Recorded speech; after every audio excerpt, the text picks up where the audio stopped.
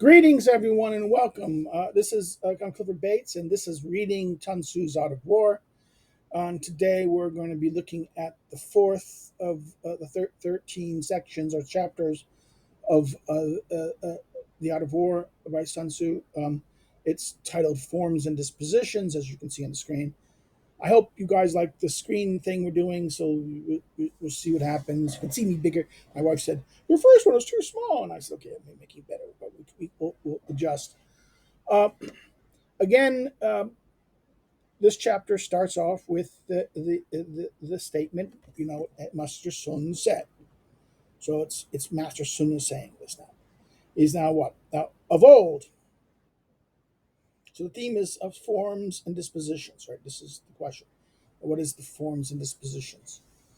Of old, he says, the skillful warrior first ensured his own invulnerability. He then waited for the enemy's vulnerability. So the old skillful warriors built his made himself invulnerable, and then waited for the enemy to be vulnerable. Okay, waited for the enemy's vulnerability. Right. Now he starts. What is invulnerability? Invulnerability rests with self. Right, self. Vulnerability with the enemy. So invulnerability is your control. Vulnerability is the question. It rests with the enemy. He says. The skillful warrior can achieve his own vulnerability, but it can never bring about the enemy's vulnerability. In other words, this is what know this idea.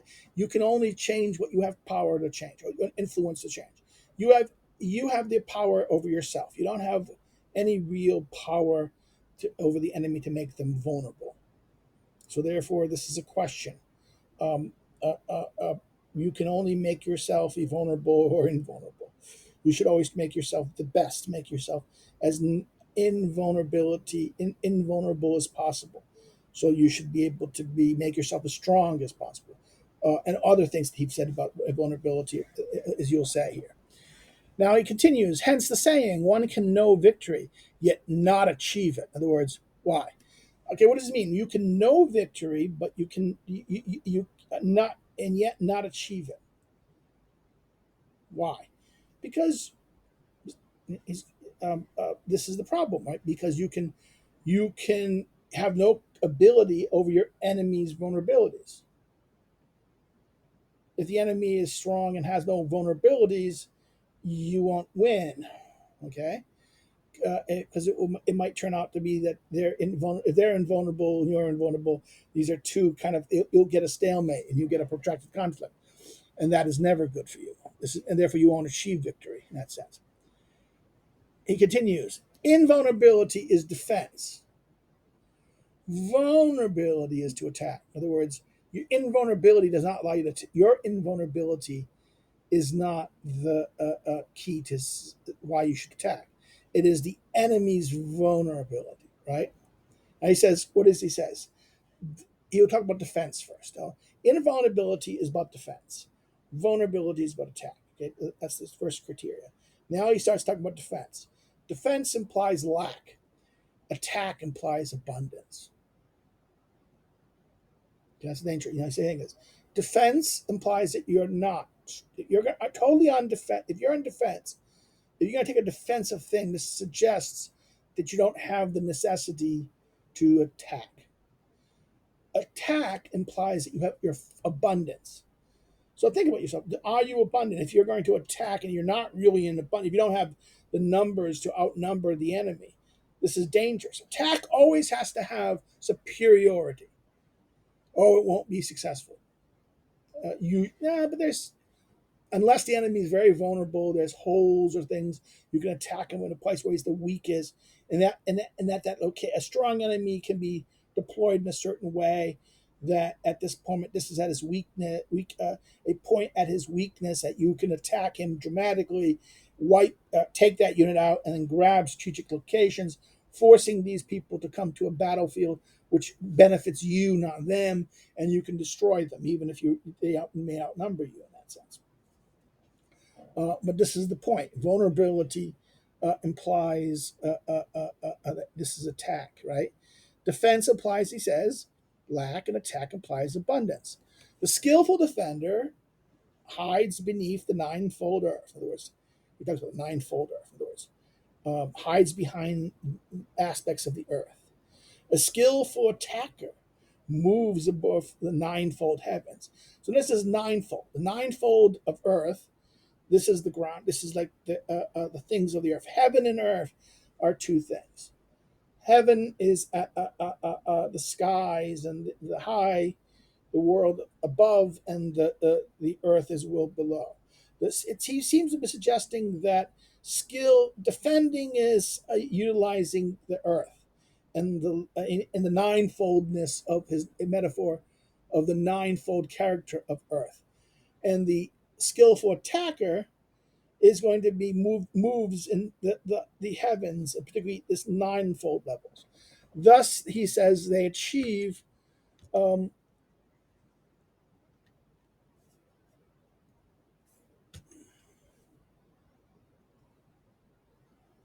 okay, hold on, I'm having a little technical issue. Protection, and then victory. Thus, they achieve protection, and victory is intact. So make sure this is right. I'm getting to the point where I'm starting to say, "Well, does this idea work?" Yes.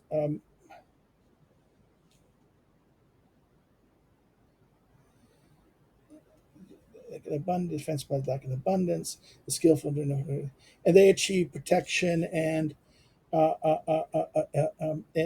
victory intact.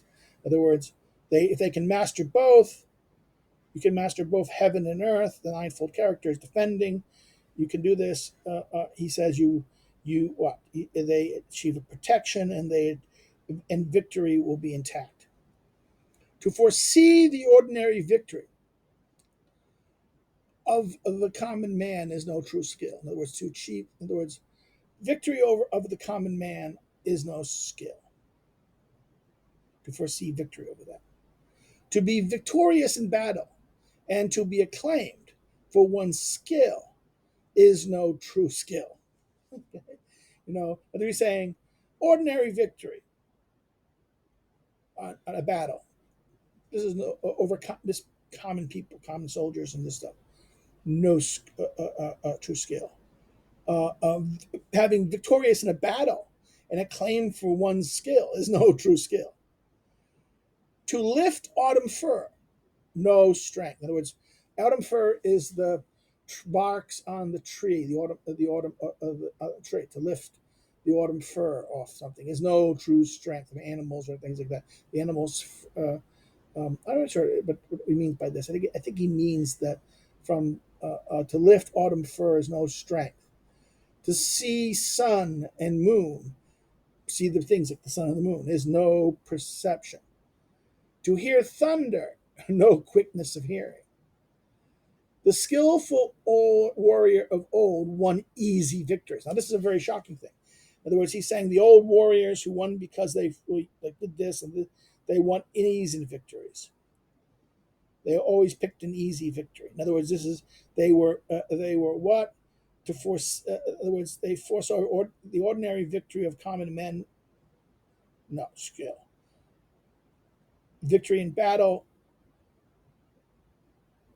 and to be claimed for their own skill, no skill. Lifting autumn fir, no strength. He explains, in other words, the latter three explains the why the other thing, the top two isn't. So of these five examples, the later three kind of are kind of more kind of like giving a context by which explains the first two. Okay, and this is why the last one, the skillful warrior, and to understand what he says here in these five, you understand why he is saying that the skillful warrior of old won easy victories.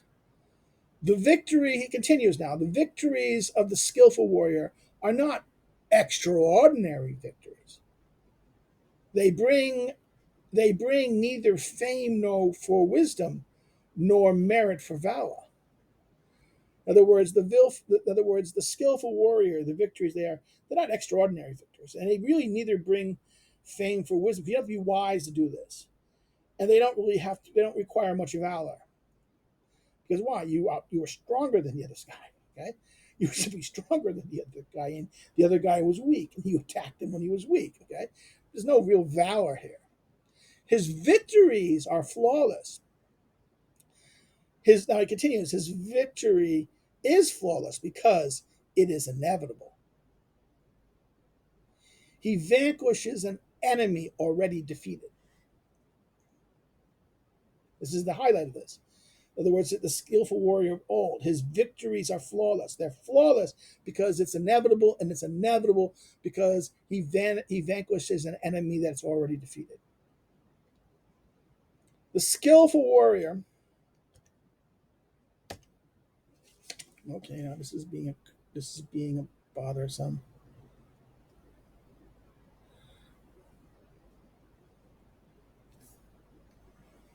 Okay, I don't want to go that far.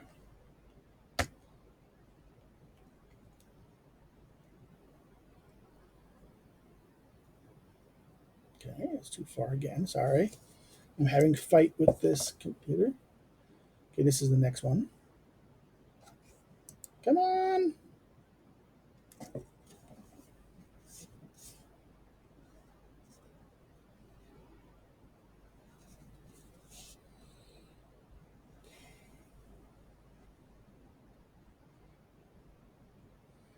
The skillful warrior takes a stand. Okay, this is right. This is on invulnerable ground.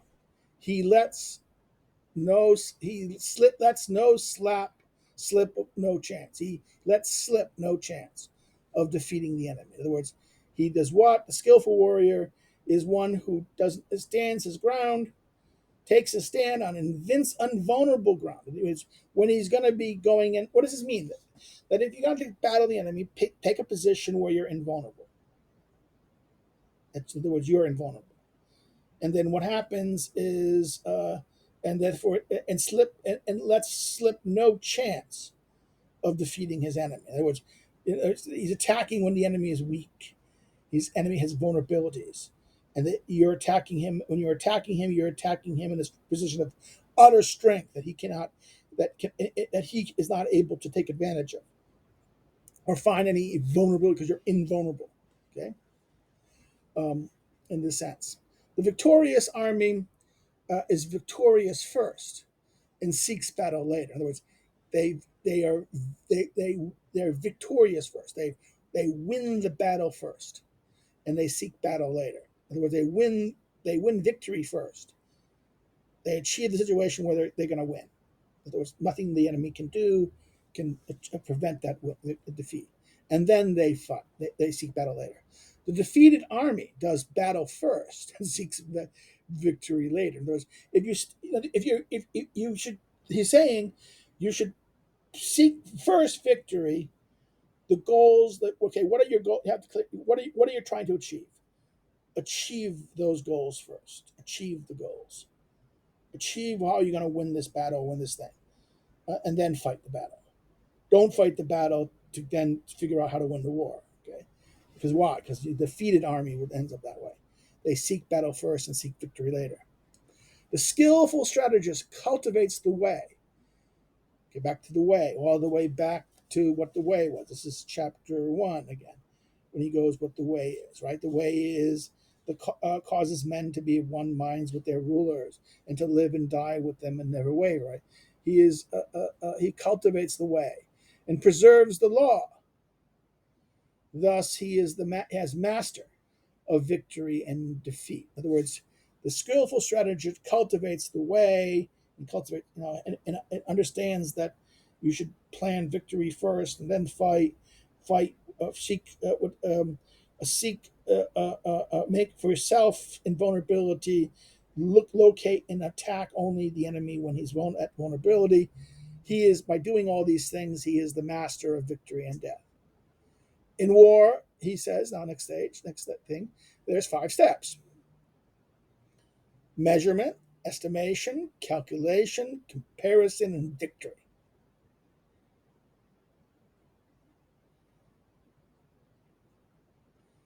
measurement, estimation, calculation, comparison, things that he talked about previously, right?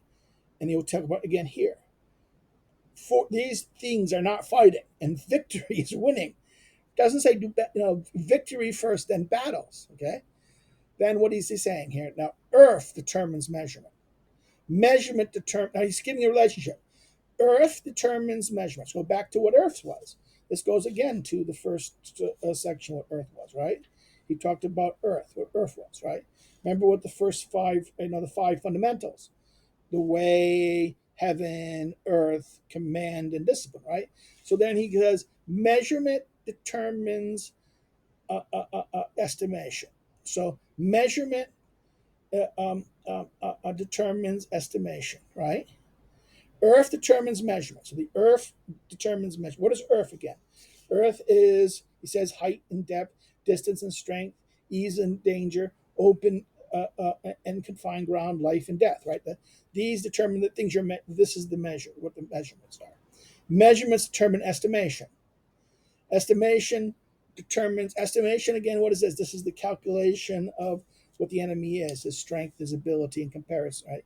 And then what is it? Enemy calculation, calculating of things. What you take, looking for the weakness strength ratio. Who's going to, what ratio to this is to your victory and not victory. And then comparison determines victory. So earth determines measurement, measurement determines estimation, estimation determines calculation, calculation determines comparison, comparison determines victory. Very teleological. One dot. One determines. One. These are causal relations. Determinate causal relationships for Sun Tzu. A victorious army is like a pound weight against in a scale against a grain. That's one grain, one little grain, a pound weight. Boom! Right? That's a victorious army. This is the kind of force, the force and the might of the victor. There's no chance there, right? A defeated army is like a grain in the scale against a pound weight. Okay, again, there's no thing. The victorious army is like pent up water crushing 1,000 phantoms in a gorge. It's like a wave of water. There's all this water that's over here weighted, and there's a gorge here. And you let the water flood right into it and overpowers, destroys, ruins into a gorge. A gorge is like, this an area like this that's narrow. So the flood of water here, this whole real vast water, just go flooding through. And you ever did this? You know how big water over here that goes to a small thing? Make your little hose smaller. What happens? Those hoses that you turn to switches like this. I think when it's wide, it's kind of weak, but when you tighten it up and make it smaller, through the smaller hole, the water becomes more powerful, and it becomes more powerful.